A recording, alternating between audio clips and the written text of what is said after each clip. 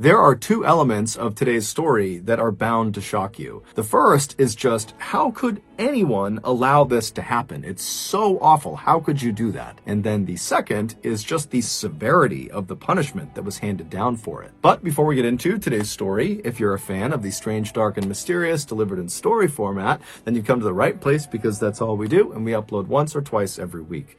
If that's of interest to you, please hold the like button at gunpoint and force them to walk through puddles in their socks. Also, please subscribe to our channel and turn on all notifications so you don't miss any of our weekly uploads. All right, let's get into today's story.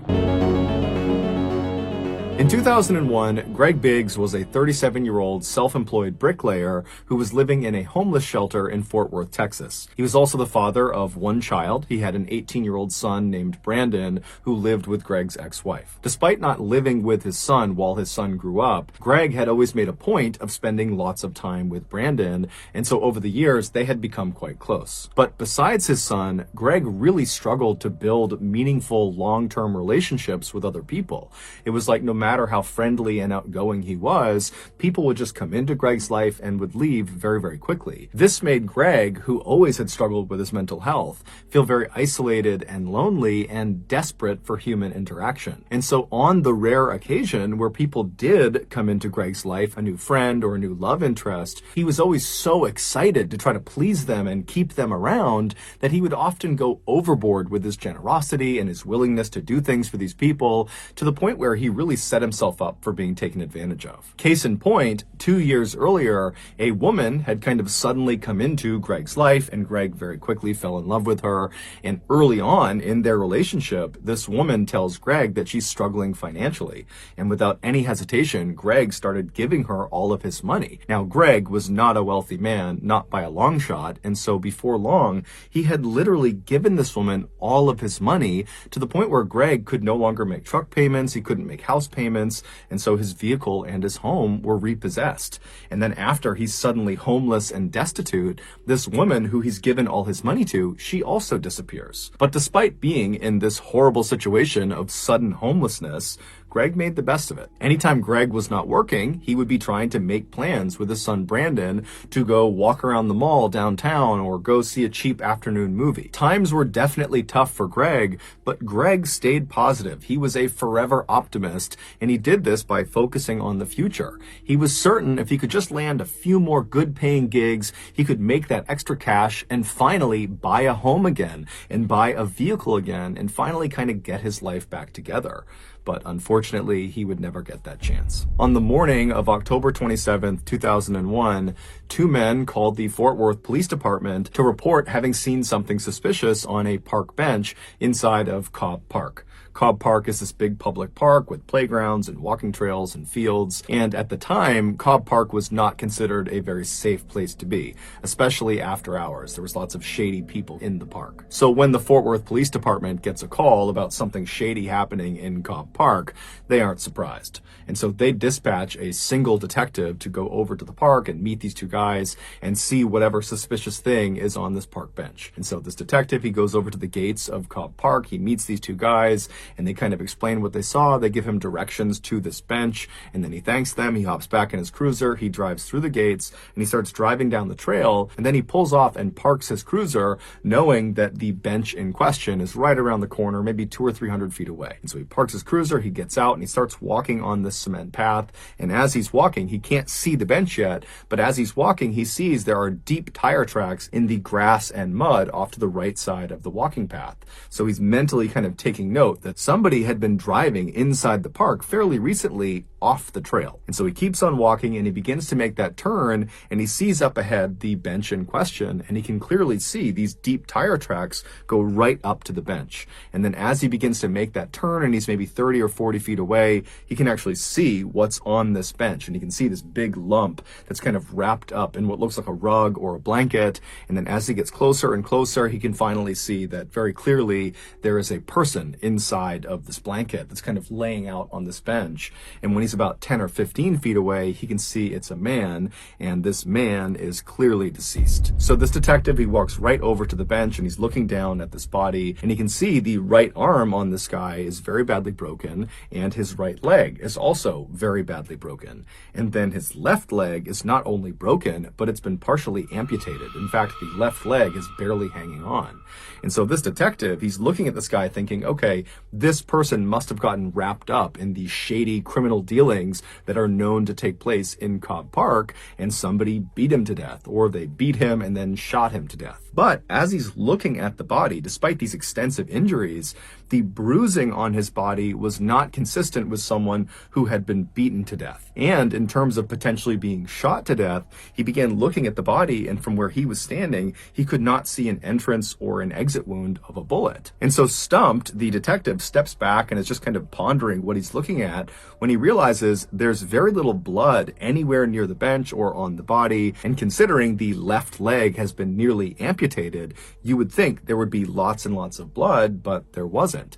And so that indicated to the detective that his injuries had to have been sustained elsewhere. And so this detective, he calls in backup, and more detectives show up, and they're all kind of looking at the scene, and the working theory became, okay, this guy got killed outside of the park. We don't know how he got killed. It looks like some sort of blunt force trauma, but somehow he gets killed outside of the park, and then his killers, they drive him into Cobb Park, which is why you have those deep tire tracks on the right side of the path, and they dump him on this bench. Later that day, the medical examiner would come out and positively identify the body as belonging to Greg Biggs. The same day that Greg was found, the police went out and began their investigation, and they started by interviewing people that had been in Cobb Park either that day or in recent days, and they also interviewed known criminals that they knew went into Cobb Park, and they reviewed CCTV footage both in the park and outside of the park.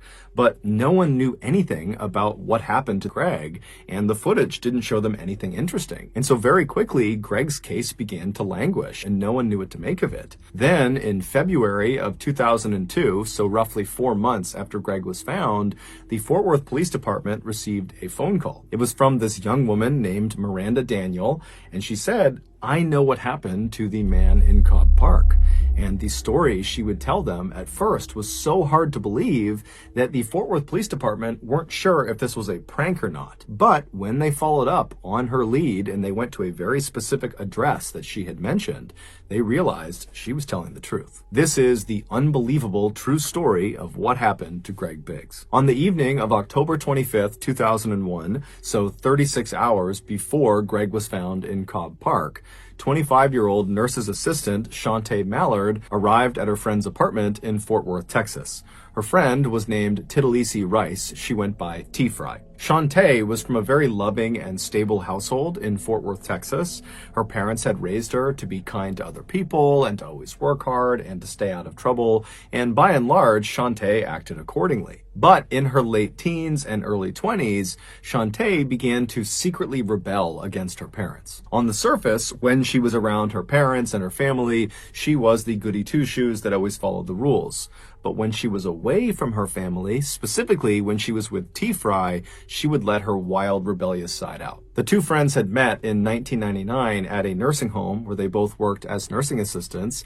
T-Fry had just gotten out of this very toxic marriage, and so when she met Shantae, she was actively looking for someone to go out and party with and go be free and meet other new people. And Shantae, when she's meeting T-Fry, she didn't necessarily know she wanted to do those things, but being around T-Fry, it was like this whole other side of life was opened up to her, and suddenly all she wanted was to go cut loose with T-Fry. And so very quickly, these two women really connected over their mutual desire to go have fun at any cost. And before long, they were not only drinking and doing drugs and partying on the weekends, but they were also getting high before work, which meant they were treating patients high. So with that in mind, fast forward back to October 25th, and Shantae has just arrived at T-Fry's apartment. And so Shantae, she goes up to T-Fry's apartment, and the two start drinking some alcohol, and they start smoking some weed, and they split an ecstasy pill. Ecstasy is a big party drug. It's kind of like a cross between being a stimulant and a psychedelic. And so after these two women are fairly buzzed on these different substances and they're feeling ready to go, they leave T. Fry's apartment, they go down and they climb into Shantae's car. And Shantae drives the two of them to a local club called Joe's Big Bamboo. And so the plan was they were going to meet this guy named Cleet Jackson, who was Shantae's love interest. And the plan was they would hang out at the club with Cleet, and then at the end of the night, they would all leave, and Shantae and Cleet were going to spend the night together. And so Shantae and T. Fry, they arrive in the parking lot of Joe's Big Bamboo. They park their car, they get out, and they meet up with Cleet, who was outside of the club, and the trio kind of sneak off from the rest of the people trying to get into the club, and they smoke some more marijuana, and then the trio, they go into the club, and they start having drinks, and they're partying, and they're dancing, and they're having this great time. And then at some point in the night, Cleet kind of abandons Shantae and T. Fry, and he goes off with another woman he met that night in the club, and he would actually leave the club with this other woman, and he would vanish for the night. And so around 2 a.m., when the club is getting ready to close, Shantae realizes that Cleet, the guy she was going to go home with, he's gone now. And so she's very frustrated, but she doesn't really have any recourse. And so she instead just goes and finds T. Fry and says, hey, let's just leave. And T. Fry, she's ready to leave too. And so the two women, they leave the club and they get out to Shantae's car, and both women are clearly under the influence. They're both definitely inebriated, but T. Fry believed she was less inebriated than Shantae was, and so she should drive. And so she told Shantae, get in the passenger seat, I'm going to drive. Shantae gets into the passenger seat, T. Fry gets in the driver's seat, and she leaves the club and she drives all the way back to her apartment.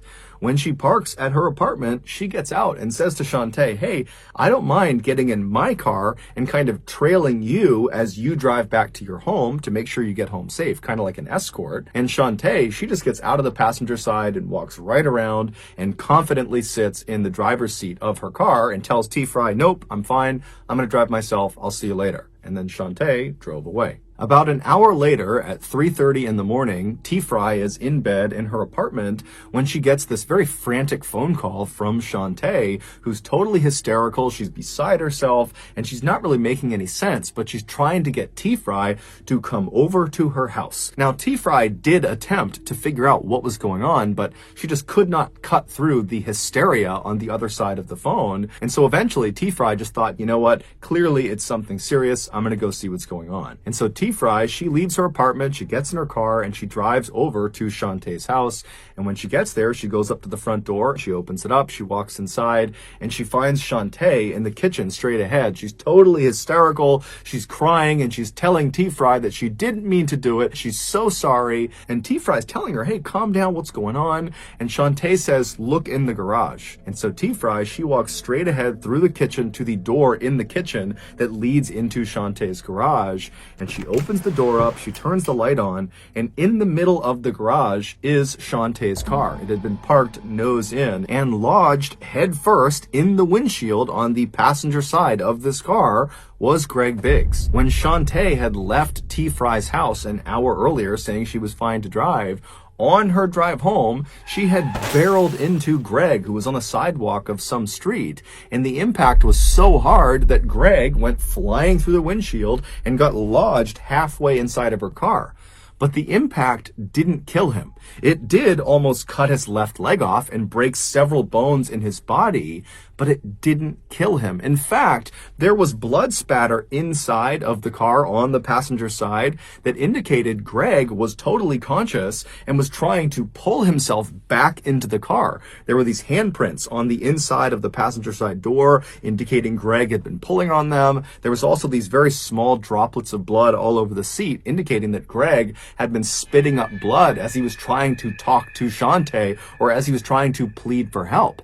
But Shantae, instead of stopping her car and getting this guy help, she just kept on driving home with Greg lodged in her front windshield. Now, keep in mind, where she hit him, she was less than a half mile from the fire station where her brother, her older brother, was currently on duty as a fireman. He was medically trained. He could have saved Greg's life. Also, the other firemen at the firehouse that she knew, that Shantae knew, They could have saved Greg's life. Also, less than 6 miles away from the point of impact was the local hospital, where of course they could have saved Greg's life. And then on her drive all the way back to her house with Greg halfway in her windshield, she would have passed by 9 payphones, where if you don't know anything about payphones, you can dial 911, so emergency services, and it doesn't charge you anything. So Shantae at any one of these payphones could have called medical personnel who could have saved Greg. Also, let's not forget, Shantae was medically trained. She was a nurse's assistant and understood basic life-saving. But she did not use any of those resources. Instead, she just drove home. And when she got to her home, she drove her car with Greg in it into her garage. She shut the garage door. She gets out. And as Greg is literally moaning and probably pleading for help at this point, she just says, "I'm sorry," and then walks up to the door that leads into the kitchen of her home. She turns off the light in the garage, walks into her kitchen, and shuts the door behind her, trapping Greg in the garage in total darkness by himself. Then, after an hour of Shantae just being in her house with Greg slowly dying in the garage, she calls T-Fry. T-Fry comes over, she looks in the garage, she sees Greg, and T-Fry's reaction is she just totally loses it. She panics, and she's screaming at Shantae, "Call 911, call paramedics, call the police."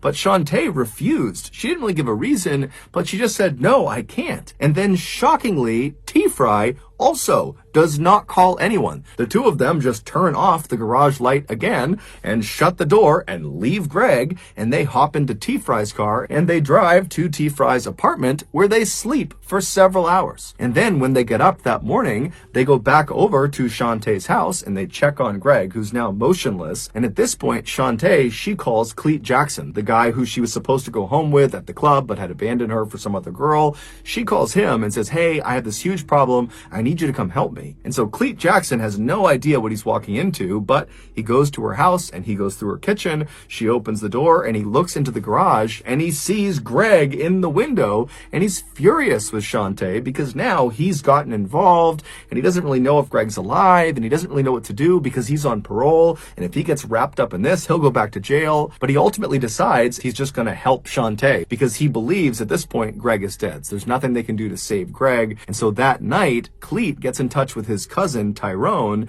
and the two of them, they go into the garage and they lay out a carpet next to the car, and they both kind of awkwardly apologize to Greg, who's just stuck in the windowsill, and they yank him out, they put him into the carpet, they roll him up, they put him in the back of one of their cars, and they drive to Cobb Park. They go through the gates, they make their way over to that bench, and they drop him on the bench. There had been some discussion about maybe destroying the body, burning the body, but Cleet felt strongly that they need to put his body out somewhere in public so at least his family can identify him and bury him. After his body was placed in the park, Shantae told Cleet and Tyrone and T-Fry not to tell anyone, and they said they wouldn't. And within a week of Greg's body being discovered, Shantae was back at Joe's Big Bamboo partying it up as if nothing had ever happened. But eventually, T-Fry would tell a couple of her friends, and before long, word had gotten out. And one person found out about it that was kind of in the network of these people, this woman, Miranda Daniels, and she really didn't like Shantae. And so she was the one who actually called the police and turned her in. And when the Fort Worth police followed up on Miranda's tip, and they went to Shantae's house, they went into her garage, and there was her car with the windshield still obviously busted in from something being smashed through it. And there's blood all over the inside of the car, and there was some obvious attempts at trying to destroy evidence inside of the car. The seats had been taken out, some things had been burned, but none of the attempts Shantae had made had actually destroyed any of the evidence. During the trial, the medical examiner who had done the autopsy on Greg Biggs said his injuries would not have killed him right away. Now, he didn't know for sure how long he would have been alive, but he believed it could be as long as several hours or maybe even up to a whole day. And during that time, Greg was just trapped inside of this pitch black garage. No one's coming to help him, despite people coming in over and over again that he's pleading with to help him. And he would have been in excruciating pain. He's got several significant broken bones. His leg has been nearly amputated. He's got cuts all over his body. And he would have been trying to pull himself out of the windshield. And every movement he was making would have been sending the jagged pieces of metal and glass into his body. I mean, mean, this is a drawn-out, horrible death. And during the trial, every single medical professional and every single law enforcement official said, had Shantae brought Greg to get medical attention at any point in the first couple of hours, just basic medical care, he would have lived. And so his death is entirely because of Shantae's absolute indifference. T-Fry would ultimately, in exchange for full immunity, testify against Shantae, and Shantae would ultimately be found guilty of murder of Greg Biggs, and she would be sentenced to 50 years in prison. She'll be eligible for parole in 2027. In cause number 037152, D-Styled State of Texas versus Shantae Juan Mallard. Verdict form is to count one. We, the jury, having found the defendant, Shantae Juan Mallard, guilty of the offense of murder, assess her punishment at confinement in the institutional division of the Texas Department of Criminal Justice for a period of 50 years. As for Cleet Jackson and his cousin Tyrone, they received 10 years and 9 years, respectively, for their role in the crime. During the victim impact statement portion of the trial, Brandon Biggs, Greg's son, he took the stand and he very eloquently told Shantae that he forgave her, and it seemed very genuine and it moved Shantae to tears. And then Brandon looked out at the audience where Shantae's family was and he said, you know, not only do I feel horrible for my family, but I feel bad for your family, Shantae, as well, because this crime has destroyed all of us. So that's going to do it, guys. If you got something out of today's episode and you haven't done this already, please hold the like button at gunpoint and force them to walk through puddles in their socks. Also, please subscribe to our channel and turn on all notifications so you don't miss any of our weekly 1 or 2 video uploads. We are now selling merchandise like flannels and hats and sweatshirts and all sorts of stuff. If you're interested, go to shopmrballin.com. If you want to learn about upcoming deals and promotions for our shop, go to our shop's Instagram page. It's called Shop Mr. Ballin.